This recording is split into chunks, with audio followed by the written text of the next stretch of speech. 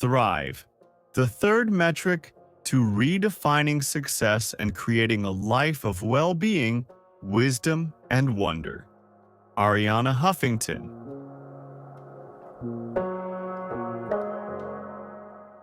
Introduction. In the morning of April the 6th, 2007, I was lying on the floor of my home office in a pool of blood. On my way down, my head had hit the corner of my desk, cutting my eye and breaking my cheekbone. I had collapsed from exhaustion and lack of sleep.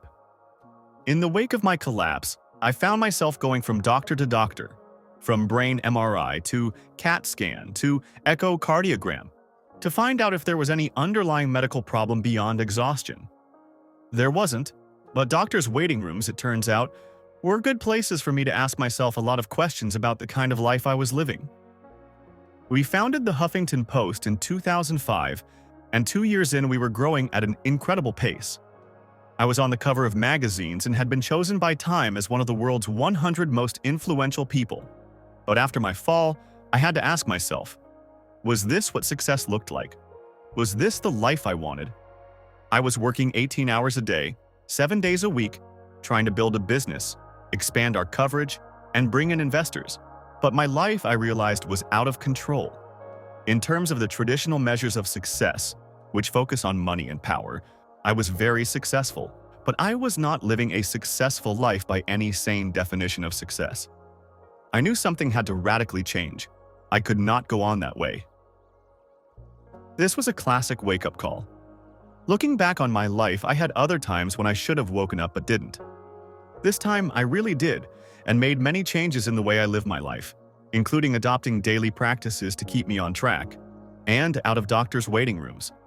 The result is a more fulfilling life, one that gives me breathing spaces and a deeper perspective. This book was conceived as I tried to pull together all the insights I had gleaned about my work and life during the weeks I spent writing the commencement speech I was to give to the class of 2013 at Smith College. With 2 daughters in college, I take commencement speeches very seriously. It's such a special moment for the graduating class, a pause, a kind of parenthesis in time following 4 or 5 or 6 years of non-stop learning and growing just before the start of an adult life spent moving forward and putting all of that knowledge into action. It's a unique marker in their lives, and for 15 minutes or so, I have the graduates' undivided attention. The challenge is to say something equal to the occasion, something that will be useful during a charged time of new beginnings. Commencement speakers, I told the women graduates, are traditionally expected to tell the graduating class how to go out there and climb the ladder of success. But I want to ask you instead to redefine success. Because the world you are headed into desperately needs it. And because you are up to the challenge. Your education at Smith has made it unequivocally clear that you are entitled to take your place in the world wherever you want that place to be. You can work in any field, and you can make it to the top of any field. But what I urge you to do is not just take your place at the top of the world, but to change the world. The moving response to the speech made me realize how widespread is the longing among so many of us to redefine success and what it means to lead the good life. What is a good life has been a question asked by philosophers going back to the ancient Greeks. But somewhere along the line, we abandoned the question and shifted our attention to how much money we can make, how big a house we can buy, and how high we can climb up the career ladder. Those are legitimate questions, particularly at a time when women are still attempting to gain an equal seat at the table. But as I painfully discovered, they are far from the only questions that matter in creating a successful life. Over time, our society's notion of success has been reduced to money and power. In fact, at this point, success, money, and power have practically become synonymous in the minds of many. This idea of success can work, or at least appear to work, in the short term. But over the long term, money and power by themselves are like a two-legged stool. You can balance on them for a while, but eventually you're going to topple over.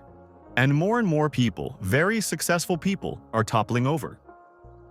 So what I pointed out to the Smith College graduates was that the way we've defined success is not enough, and it's no longer sustainable. It's no longer sustainable for human beings or for societies. To live the lives we truly want and deserve, and not just the lives we settle for, we need a third metric, a third measure of success that goes beyond the two metrics of money and power, and consists of 4 pillars: well-being, wisdom, wonder, and giving. These 4 pillars make up the 4 sections of this book. First, well-being. If we don't redefine what success is, the price we pay in terms of our health and well-being will continue to rise, as I found out in my own life. As my eyes opened, I saw that this new phase in my life was very much in tune with the zeitgeist, the spirit of our times. Every conversation I had seemed to eventually come around to the same dilemmas we are all facing: the stress of overbusyness, overworking, overconnecting on social media, and underconnecting with ourselves and with one another. The space, the gaps, the pauses, the silence, those things that allow us to regenerate and recharge, had all but disappeared in my own life and in the lives of so many I knew. It seemed to me that the people who were genuinely thriving in their lives were the ones who had made room for well-being, wisdom, wonder, and giving. Hence, the third metric was born, the third leg of the stool in living a successful life.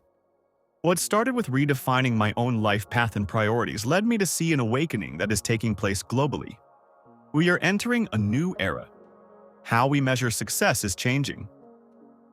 And it's changing not a moment too soon, especially for women, since a growing body of data shows that the price of the current false promise of success is already higher for women than it is for men.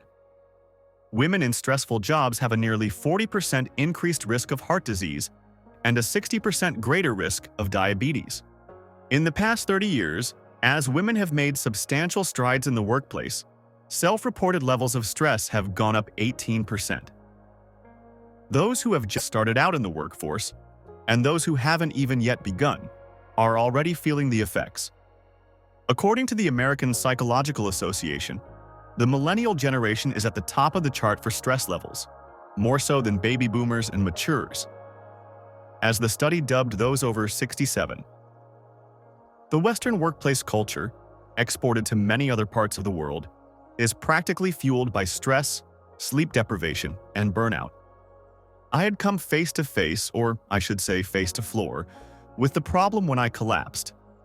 Even as stress undermines our health, the sleep deprivation so many of us experience in striving to get ahead at work is profoundly and negatively affecting our creativity, our productivity, and our decision-making. The Exxon Valdez wreck, the explosion of the Challenger space shuttle, and the nuclear accidents at Chernobyl and 3 Mile Island all were at least partially caused by a lack of sleep. And in the winter of 2013, the deadly Metro North derailment caused when William Rockefeller, the engineer at the controls, fell asleep, focused national attention on the dangers of sleep deprivation throughout the transportation industry.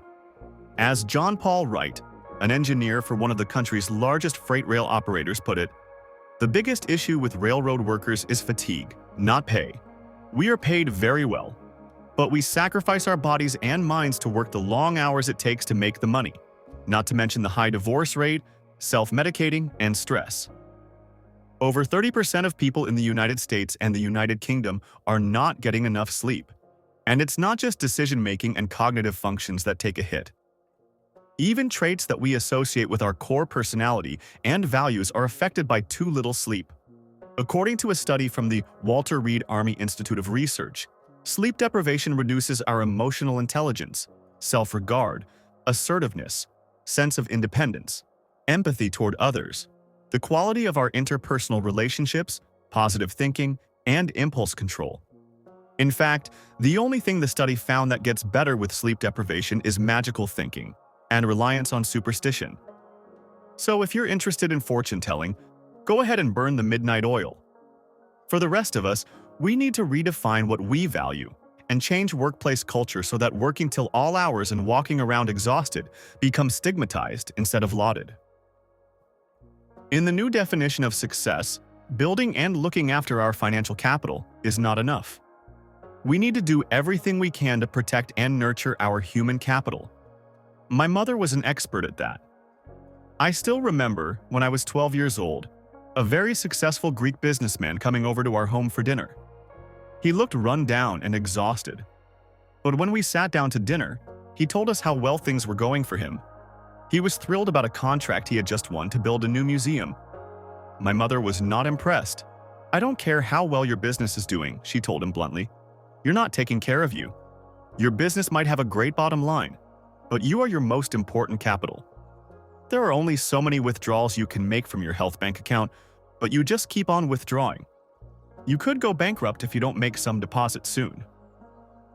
And indeed, not long after that, the man had to be rushed to the hospital for an emergency angioplasty.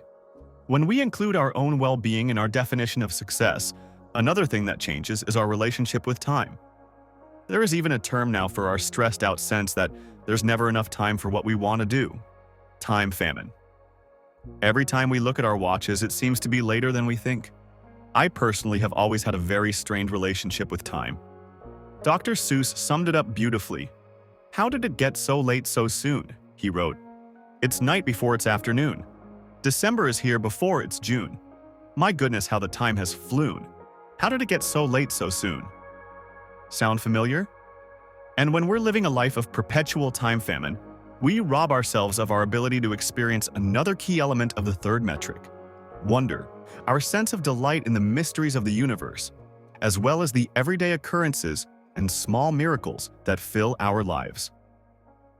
Another of my mother's gifts was to be in a constant state of wonder at the world around her. Whether she was washing dishes or feeding seagulls at the beach or reprimanding overworking businessmen, she maintained her sense of wonder at life. And whenever I'd complain or was upset about something in my own life, my mother had the same advice. "Darling, just change the channel. You're in control of the clicker. Don't replay the bad, scary movie." Well-being, wonder. Both of these are key to creating the third metric. And then there is the third indispensable W in redefining success: wisdom. Wherever we look around the world, we see smart leaders, in politics, in business, in media, making terrible decisions. What they're lacking is not IQ, but wisdom. Which is no surprise, it has never been harder to tap into our inner wisdom, because in order to do so, we have to disconnect from all our omnipresent devices, our gadgets, our screens, our social media, and reconnect with ourselves. To be honest, it's not something that comes naturally to me. The last time my mother got angry with me before she died was when she saw me reading my email and talking to my children at the same time. "I abhor multitasking," she said, in a Greek accent that puts mine to shame. In other words, being connected in a shallow way to the entire world can prevent us from being deeply connected to those closest to us, including ourselves. And that is where wisdom is found. I'm convinced of two fundamental truths about human beings. The first is that we all have within us a centered place of wisdom, harmony, and strength. This is a truth that all the world's philosophies and religions, whether Christianity, Islam, Judaism, or Buddhism, acknowledge in one form or another. The kingdom of God is within you. Or, as Archimedes said, "Give me a place to stand, and I will move the world." The second truth is that we're all going to veer away from that place again and again and again. That's the nature of life. In fact, we may be off course more often than we are on course. The question is, how quickly can we get back to that centered place of wisdom, harmony, and strength? It's in this sacred place that life is transformed from struggle to grace, and we are suddenly filled with trust, whatever our obstacles, challenges, or disappointments. As Steve Jobs said in his now legendary commencement address at Stanford, "You can't connect the dots looking forward. You can only connect them looking backwards. So you have to trust that the dots will somehow connect in your future. You have to trust in something. Your gut, destiny, life, karma, whatever." This approach has never let me down, and it has made all the difference in my life. There is a purpose to our lives, even if it is sometimes hidden from us. And even if the biggest turning points and heartbreaks only make sense as we look back, rather than as we are experiencing them. So we might as well live life as if, as the poet Rumi put it, everything is rigged in our favor. But our ability to regularly get back to this place of wisdom, like so many other abilities, depends on how much we practice and how important we make it in our lives. And burnout makes it much harder to tap into our wisdom. In an op-ed in the New York Times, Erin Callan, former chief financial officer of Lehman Brothers, who left the firm a few months before it went bankrupt, wrote about the lessons she learned about experiencing burnout. Work always came first, before my family, friends, and marriage, which ended just a few years later. Looking back, she realized how counterproductive overworking was. I now believe that I could have made it to a similar place with at least some better version of a personal life, she wrote. In fact, working to the point of burnout wasn't just bad for her personally. It was also, we now know, bad for Lehman Brothers, which no longer exists. After all, the function of leadership is to be able to see the iceberg before it hits the Titanic. And when you're burned out and exhausted, it's much harder to see clearly the dangers or opportunities ahead. And that's the connection we need to start making if we want to accelerate changing the way we live and work. Well-being, wisdom, and wonder. The last element to the third metric of success is the willingness to give of ourselves, prompted by our empathy and compassion. America's founding fathers thought enough of the idea of the pursuit of happiness to enshrine it in the Declaration of Independence. But their notion of this unalienable right did not mean the pursuit of more ways for us to be entertained. Rather, it was the happiness that comes from feeling good by doing good. It was the happiness that comes from being a productive part of a community and contributing to its greater good. There is plenty of scientific data that shows unequivocally that empathy and service increase our own well-being. That's how the elements of the third metric of success become part of a virtuous cycle. If you are lucky, you have a final straw moment before it's too late. For me, it was collapsing from exhaustion in 2007. For New York Times food writer Mark Bittman, it was obsessively checking his email via his in-seat phone on a transatlantic flight, leading him to confess, "My name is Mark and I'm a techno addict." For Carl Honoré, author of In Praise of Slowness, How a Worldwide Movement is Challenging the Cult of Speed, it was contemplating 1-minute bedtime stories for his 2-year-old son to save time. For Aetna CEO Mark Bertolini, it was a skiing accident that left him with a broken neck and eventually led him to the rejuvenating practices of yoga and meditation. For Hope Lab president Pat Kristen, it was the alarming realization that, due to her dependence on technology, I had stopped looking in my children's eyes. For Anna Holmes, the founder of the site Jezebel, it was the realization that the deal she had made with herself came at a very high price. I realized, okay, if I work at 110%, I get good results. If I work a little harder, I'll get even more out of it. The caveat of this success, however, had personal repercussions. I never relaxed. I was increasingly stressed. Not only was I posting once every 10 minutes for 12 hours straight, but I also worked for the 2.5 hours before we started posting and late into the night to prepare for the next day. She finally decided to leave Jezebel.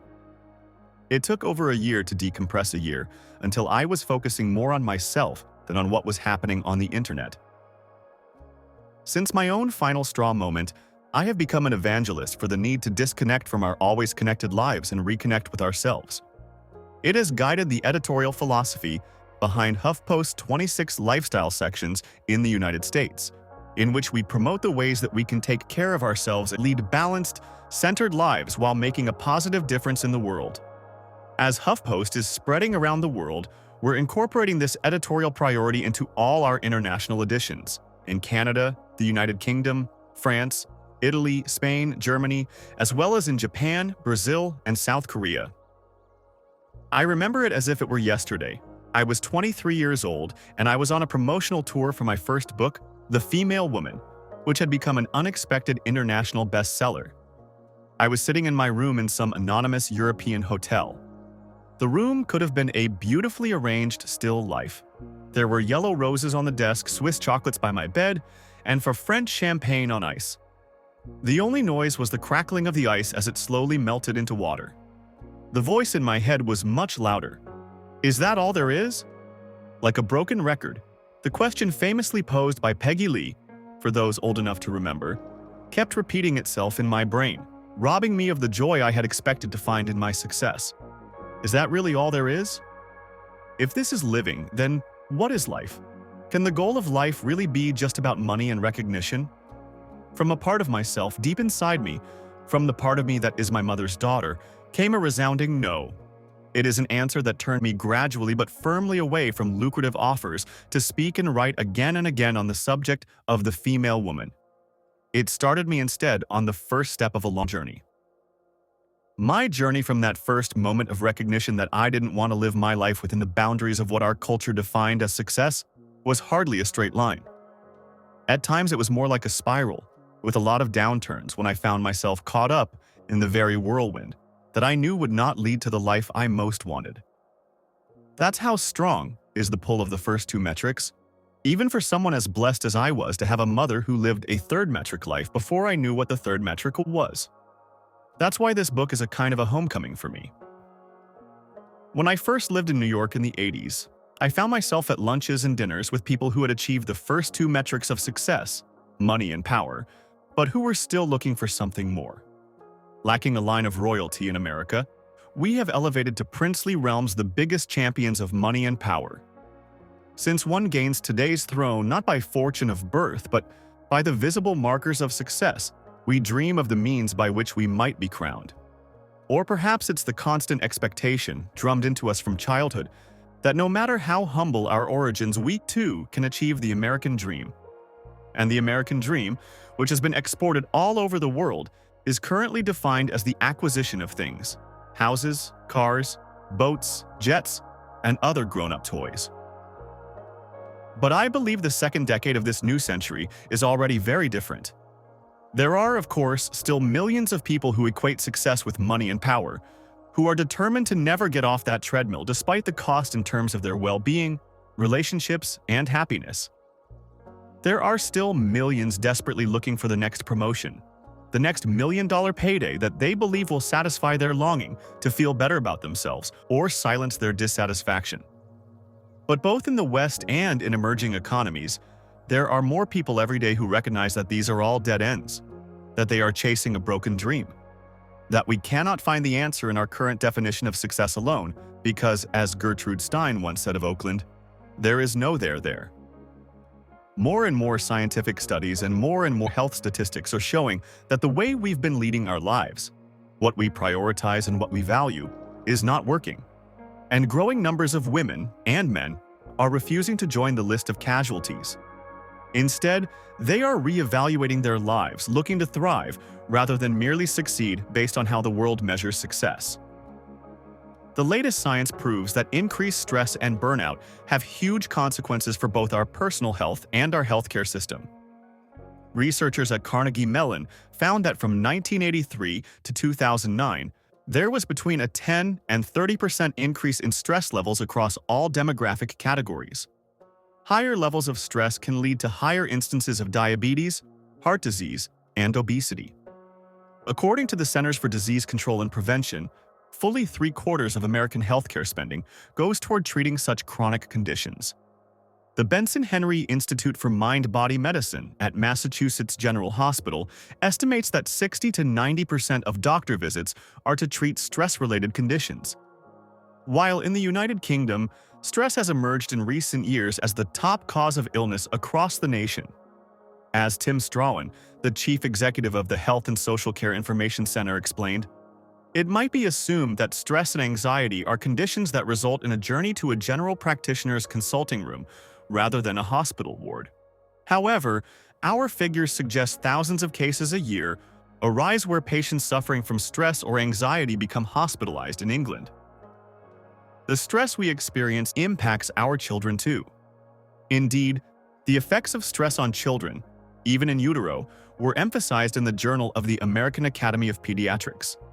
As Nicholas Kristof put it in the New York Times, cues of a hostile or indifferent environment flood an infant, or even a fetus, with stress hormones like cortisol in ways that can disrupt the body's metabolism or the architecture of the brain. The upshot is that children are sometimes permanently undermined. Even many years later as adults, they are more likely to suffer heart disease, obesity, diabetes, and other physical ailments. They are also more likely to struggle in school, have short tempers, and tangle with the law. One reason we give for allowing stress to build in our lives is that we don't have time to take care of ourselves. We're too busy chasing a phantom of the successful life. The difference between what such success looks like and what truly makes us thrive isn't always clear as we're living our lives, but it becomes much more obvious in the rearview mirror. Have you noticed that when we die, Our eulogies celebrate our lives very differently from the way society defines success. Eulogies are, in fact, very third metric. But while it's not hard to live a life that includes the third metric, it's very easy not to. It's easy to let ourselves get consumed by our work. It's easy to allow professional obligations to overwhelm us, and to forget the things and the people that truly sustain us. It's easy to let technology wrap us in a perpetually harried, stressed-out existence. It's easy, in effect, to miss the real point of our lives even as we're living them, until we're no longer alive. A eulogy is often the first formal marking down of what our lives were about, the foundational document of our legacy. It is how people remember us and how we live on in the minds and hearts of others. And it is very telling what we don't hear in eulogies. We almost never hear things like, "The crowning achievement of his life was when he made senior vice president," or "He increased market share for his company multiple times during his tenure," or "She never stopped working. She ate lunch at her desk every day," or "He never made it to his kids' Little League games because he always had to go over those figures one more time," or "While she didn't have any real friends, she had 600 Facebook friends, and she dealt with every email in her inbox every night," or "His PowerPoint slides were always meticulously prepared." Our eulogies are always about the other stuff: what we gave, how we connected, how much we meant to our family and friends, small kindnesses, lifelong passions, and the things that made us laugh. So why do we spend so much of our limited time on this earth focusing on all the things our eulogy will never cover? Eulogies aren't resumes, David Brooks wrote. They describe the person's care, wisdom, truthfulness, and courage. They describe the million little moral judgments that emanate from that inner region. And yet we spend so much time and effort and energy on those resume entries that lose all significance as soon as our heart stops beating. Even for those who die with amazing Wikipedia entries, whose lives were synonymous with accomplishment and achievement, their eulogies focus mostly on what they did when they weren't achieving and succeeding. They aren't bound by our current broken definition of success. Look at Steve Jobs, a man whose life, at least as the public saw it, was about creating things that were, yes, amazing and game-changing. But when his sister, Mona Simpson, rose to honor him at his memorial service, that's not what she focused on. Yes, she talked about his work and his work ethic, but mostly she raised these as manifestations of his passions. Steve worked at what he loved, she said. What really moved him was love. Love was his supreme virtue, she said, his god of gods. When his son Reed was born, he began gushing and never stopped. He was a physical dad, with each of his children. He fretted over Lisa's boyfriends and Aaron's travel and skirt lengths and Eve's safety around the horses she adored. And then she added this touching image. None of us who attended Reed's graduation party will ever forget the scene of Reed and Steve slow dancing. His sister made abundantly clear in her eulogy that Steve Jobs was a lot more than just the guy who invented the iPhone. He was a brother and a husband and a father who knew the true value of what technology can so easily distract us from. Even if you build an iconic product, one that lives on in our lives, what is foremost in the minds of the people you care about most are the memories you built in their lives. In her 1951 novel, Memoirs of Hadrian, Marguerite Yourcenar has the Roman emperor meditating on his death. It seems to me, as I write this, hardly important to have been emperor. Thomas Jefferson's epitaph describes him as author of the Declaration of American Independence and father of the University of Virginia. There is no mention of his presidency. The old adage that we should live every day as if it were our last usually means that we shouldn't wait until death is imminent to begin prioritizing the things that really matter. Anyone with a smartphone and a full email inbox knows that it's easy to be busy while not being aware that we're actually living. A life that embraces the third metric is one lived in a way that's mindful of our eventual eulogy. I'm always relieved when someone is delivering a eulogy and I realize I'm listening to it, joked George Carlin. We may not be able to witness our own eulogy, but we're actually writing it all the time, every day. The question is how much we're giving the eulogizer to work with. In the summer of 2013, an obituary of a Seattle woman named Jane Lauder, who died of cancer at 60, went viral. The author of the obit was Lauder herself.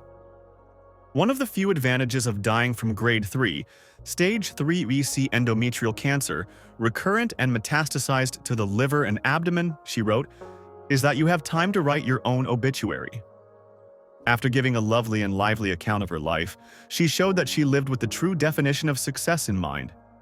"My beloved Bob, Tessa, and Riley," she wrote, "my beloved friends and family, how precious you all have been to me. Knowing and loving each one of you was the success story of my life. Whether you believe in an afterlife as I do or not, by being fully present in your life and in the lives of those you love, you're not just writing your own eulogy, you're creating a very real version of your afterlife. It's an invaluable lesson, one that has much more credence while we have the good fortune of being healthy and having the energy and freedom to create a life of purpose and meaning. The good news is that each and every one of us still has time to live up to the best version of our eulogy." This book is designed to help us move from knowing what to do to actually doing it. As I know all too well, this is no simple matter. Changing deeply ingrained habits is especially difficult. And when many of these habits are the product of deeply ingrained cultural norms, it is even harder. This is the challenge we face in redefining success. This is the challenge we face in making third metric principles part of our daily lives.